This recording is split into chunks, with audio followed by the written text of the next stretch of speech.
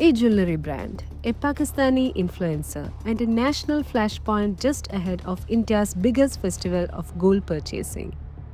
We are speaking of Malabar Gold and Diamonds, a company with deep roots in Kerala, but recent days it's facing one of the most serious reputation storms in its history. What exactly went wrong?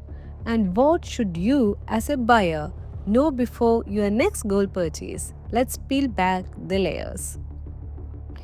Here are the core allegations against Malabar Gold and Diamonds that the brand, while serving a large Indian consumer base, engaged a Pakistani influencer who had publicly mocked an Indian military operation.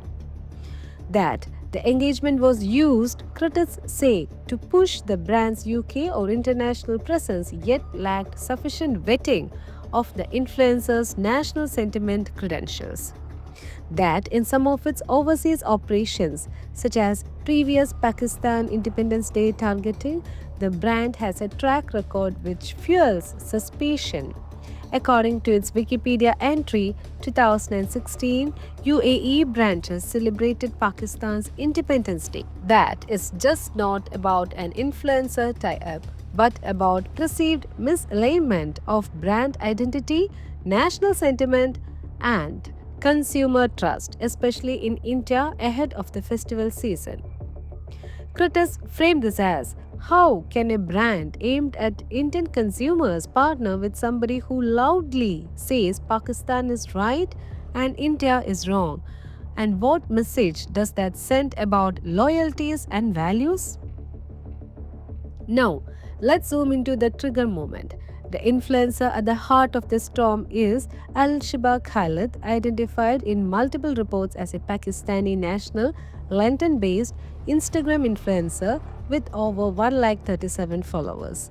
Here's what alleged. She had posted comments in May 2025 critical of India's military operation, that is Operation Sindoor. She is quoted saying, "What a cowardly act, India, Pakistan Zindabad." She said, "I know that 60% of my followers are from India, but to be honest, I don't care anymore. My loyalty will always be with my homeland." The controversy erupted when she was seen at Malabar Gold UK showroom launching the event, and her presence triggered social posts accusing Malabar of sympathizing with Pakistan. Malabar maintains the engagement was one-off via agency, that the influencer was not part of future plans, and says it was unaware of her prior statements. So, what looked like a marketing move turned into a full reputation risk almost overnight. As pressure mounted, Malabar Gold and Diamonds took the following steps. The brand announced it had terminated the influencer engagement and said the UK agency that secured her was blacklisted.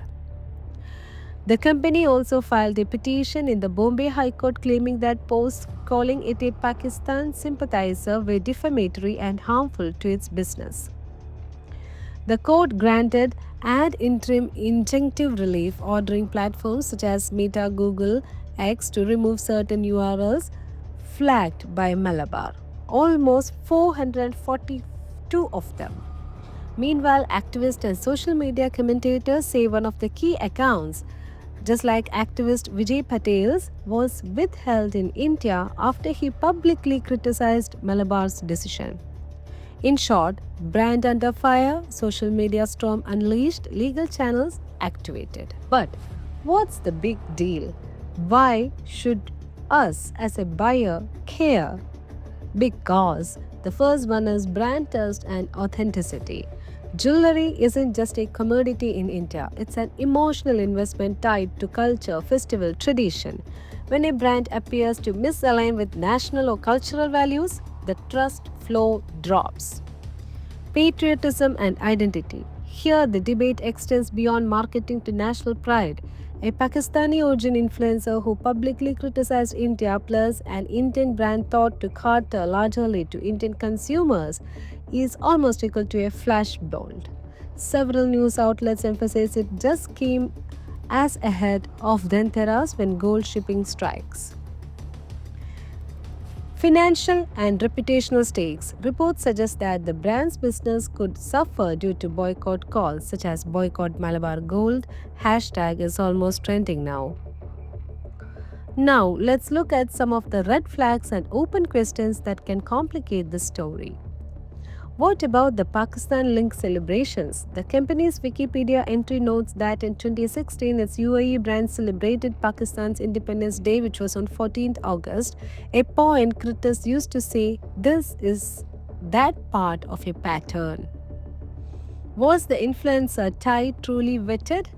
Malabar asserts the influencer engagement came via a UK agency and preceded her controversial post.